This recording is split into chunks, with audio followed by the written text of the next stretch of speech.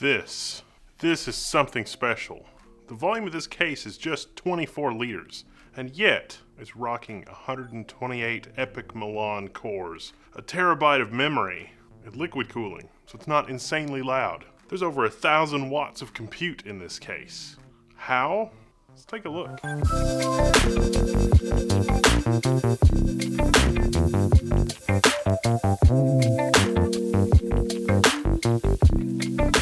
Alright, so, listen.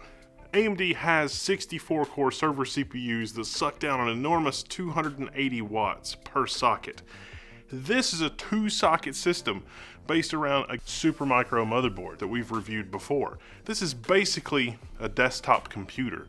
This case is from Salvo Studios, but the thing that really makes this work is the custom dual processor monoblock. Yes, that's right, Salvo Studios designed and implemented their own dual processor water block specifically for this motherboard. Giant copper insanity, and then it also has a cold plate for each CPU that bolts in separately, and that is what connects this thing together. We've got a large res on this side, we'll take a look at that, but we also have a Navi 21 GPU. This is basically an EPIC Milan workstation. And I know what you're thinking, wait, there's audio on the front? That's not really connected to anything because it's Milan, they don't have onboard audio. Aha, wrong again. There's actually custom hardware stuffed in the top here, which is really just a breakout cable for a USB audio and a PCI Express by 1 adapter to give you some more USB ports. So the USB connections and the audio actually come into a peripheral that's connected to the PCIe bus. So this is functional for a sound card. Look at this build. This is a build of love. It even has custom 3D printed baffles on the RAM. That's so cool. For the rear I/O, we've got our dual 10 gigabit plus our out-of-band management, the IPMI interface provided by our ASP 2500 that's on board our Gigabyte motherboard.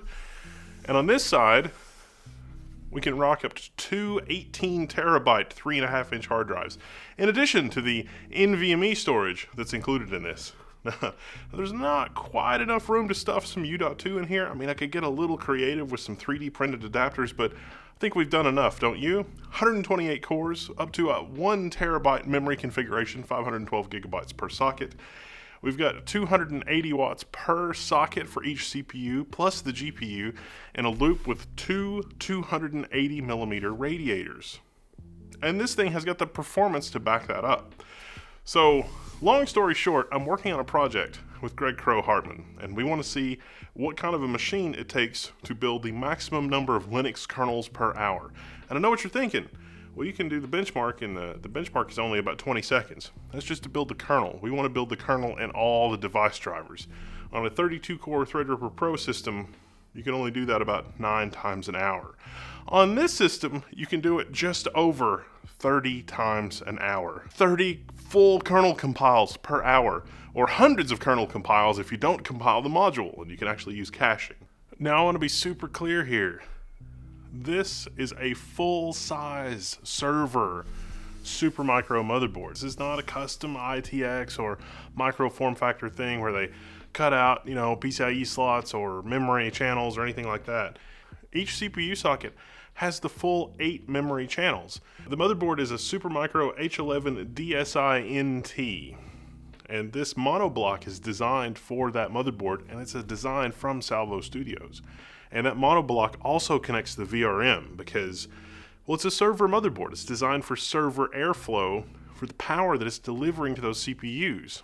So the VRMs on the motherboard are connected to the liquid cooling loop, as is both CPUs. Each CPU has its own cold plate. And this is pretty genius, really, because, this giant monoblock has the flexible plastic parts plus the copper parts for the VRM and the CPUs. So it's really the best of all worlds. The GPU, that's Radeon RX 6900 XT with a heat killer block, and it's super hard to get your hands on that kind of stuff. This build has been months and months in the making. Even the little details, like the custom sleeved orange and black power cables and power supply cables, like the motherboard cables for power and things like that, it's all custom. It's mostly hardline with a lot of custom fittings. This is the most ridiculous build for a variety of reasons, not the least of which is 7763, 128 cores, and a super tiny package. And yes, oh, yes, it computes. Oh, and I should mention that particular motherboard has onboard M.2 slots. Currently, this thing's rocking two terabyte Samsung 110mm NVMe. Those are 983 Pros. That's the enterprise grade with power loss protection. So this really is a server. It's all things server in a tiny, tiny little package with almost 40 terabytes up to raw storage, because you got 2 3.5-inch bays as well. I mean, it's just...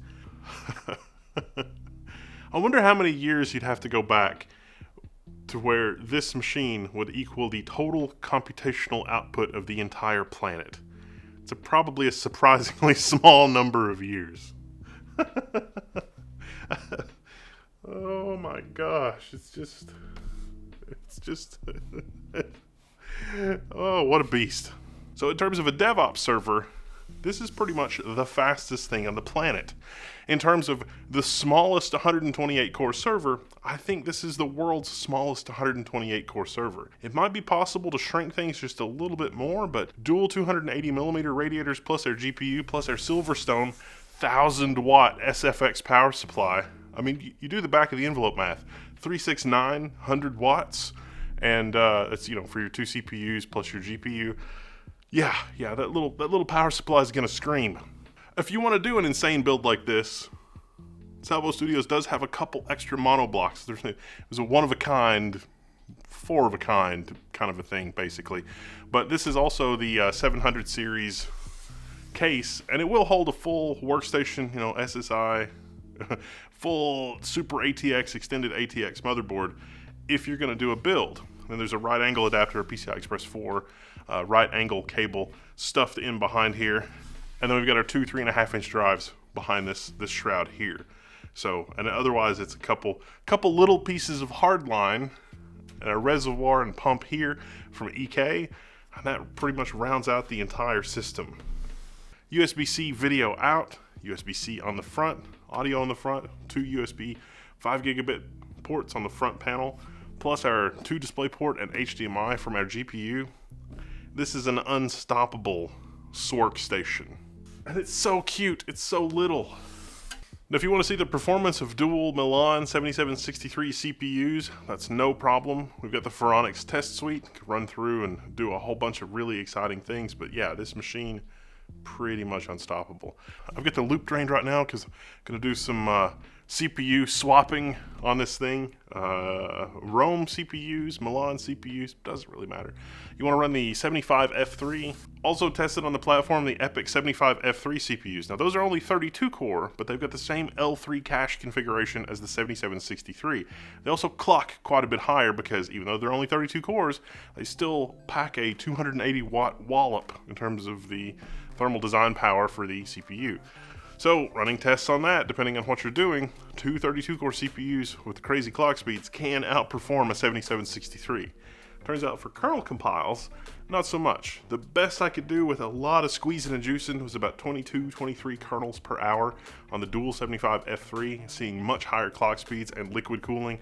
That wasn't enough. Wasn't enough to best the 7763. The 7763's over 30 kernels an hour. I can't believe that. That's just a phenomenal speed. I can remember compiling the Linux kernel on like a 486 and it taking 8 hours, which was just bananas. Now normally this thing's configured with 2 plexiglass side panels, but when this system is breathing this hard, you sort of space them off a little bit to let the system pick up a little bit more air, because we've got a lot of air to move through these radiators. I can't get over the fact that there's this much compute in a 24 liter package. I mean, this thing is heavy. It's mostly copper and heatsink, but like I say, I think this is the smallest 128 core system, 256 threads on the planet. It really is unstoppable. I'm Wendell, this is Level 1. Stay tuned for some more videos on the Linux kernel build. Be sure to check that out. Some of those will be on the Linux channel.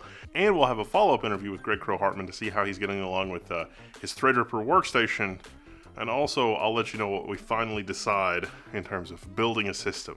Now, I can tell you right now, because this is a custom loop liquid cooler and some of the other stuff like that, This is not a machine that you want to put in a closet and forget about for 5 years. This machine is meant to be on display as a demonstration of your ridiculous machine building prowess.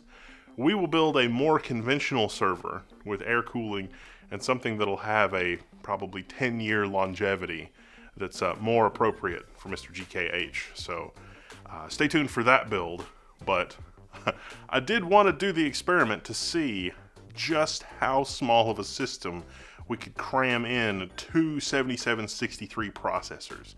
And this is pretty much the fastest platform on the planet right now. The only exceptions being other even more high-end but harder to get AMD EPYC CPUs.